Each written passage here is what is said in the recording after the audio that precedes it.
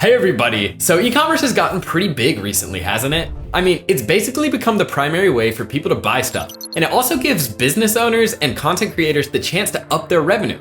Of course, you probably don't want to make an e-commerce site from scratch. That sort of thing can be really expensive, and besides, there are perfectly affordable and high quality platforms out there that can ease you into the whole process.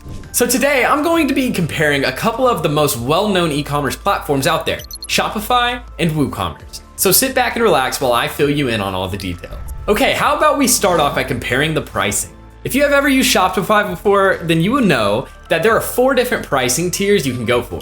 Basically, you've got the light plan for $9 per month, the basic plan for $29 a month, the standard plan that'll run you $79 per month, and finally, you've got the super pricey advanced plan, which costs a whopping $299 a month.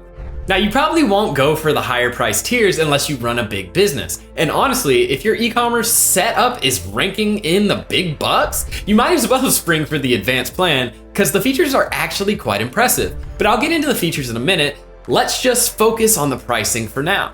There are also those commission fees to consider, which can differ based on the subscription plan you go for, by the way. The light and basic plans both charge 2.9% of the sales price plus 30 cents. In fact, all of the subscription plans charge an extra 30 cents. But with that said, the commission percentage goes down to 2.6% for the standard plan and 2.4% for the advanced plan. That might not sound like a lot, but saving pennies on the dollar can make a huge difference when you start ramping up the volume of your sales. Trust me, I was skeptical about the potential savings too, but I could see the difference in my profits. And besides, every penny counts whenever you're trying to maintain the right cash flow for your business. Okay, so now that we've talked about Shopify's pricing tiers, let's see how WooCommerce compares. The first thing that drew me to the platform was they don't charge you for a subscription. Now, I immediately noticed that there are commission charges based on the payment provider that you use. So for example, Stripe, PayPal, and Authorize.net all charge 2.9%, but there's a difference in the flat fee. If you use Stripe, you'll pay 30-cent flat fee per transaction, which goes up to 49 cents for PayPal. As for Authorize.net, you pay 30 cents per transaction, plus a $25 a month subscription fee.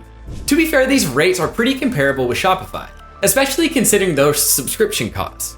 But get this, while WooCommerce won't charge you a monthly subscription fee, they will charge you for any service or tool that you will end up needing. For example, you definitely need a landing page for your shop. Guess who pays for the hosting? That's right, you do.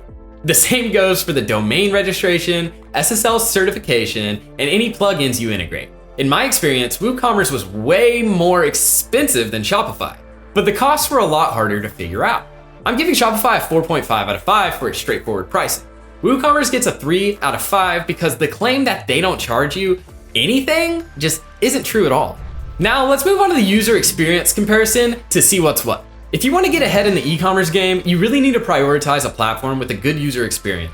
One thing to note before I continue, WooCommerce was not designed for regular e-commerce business owners. When I started using it, I realized that it's geared more towards programmers or even designers. Or at least that's just the impression I got from using it, just because how difficult everything was. Like, having to set up and register my own domain was easy enough, but installing plugins and themes was a bit outside of my skill set. I guess if you're familiar with things like WordPress and web development, you might have an easier time, but I'm just looking to sell my products here. Now, I will say that the dashboard was easy enough to navigate. Once you've got your site up and running, you can start adding products with just a click or two. It's just that getting to that point is very difficult. You might just quit before the finish line.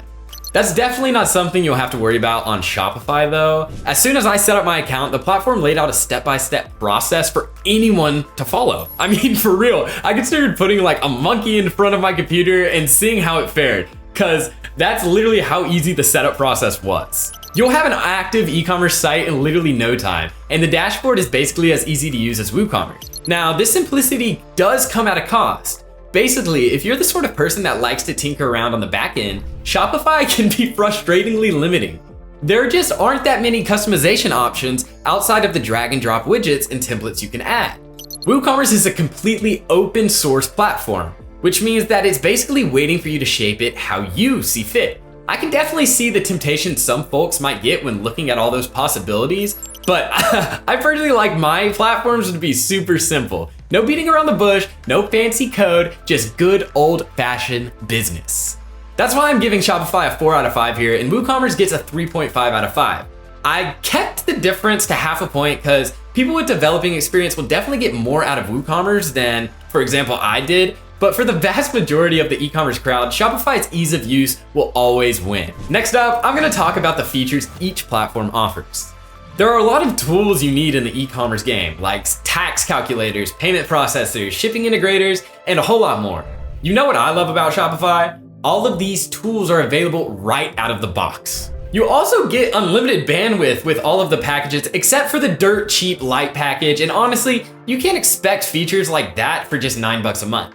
Features like abandoned cart recovery also can help you keep those conversion rates higher. I personally managed to bag an extra customer that almost lost their cart, which meant an extra sale for me and a more convenient experience for the customer at the end of the day. Oh, and by the way, you're not just limited to online sales with Shopify.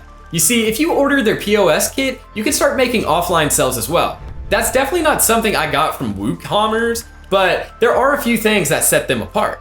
For starters, I was absolutely blown away by just how many themes it had. Like, you get about 123 themes on Shopify, which is pretty decent, but over on WooCommerce, your options are literally unlimited. Sure, some themes might cost a bit of money, but even if you look at the free ones, you're truly spoiled for choice. And there's another massive advantage to using WooCommerce you should know about. I'm talking about those unlimited coupon codes. Coupons can be a great way to get customers, and especially new customers, interested in your products. And with WooCommerce, you can create as many as you like for whatever product you want to get off your shelves. Now, on the other hand, Shopify lets you offer discounts too, but they're capped at about 20 million. And if you think that's more than you'll need, you're just thinking really small.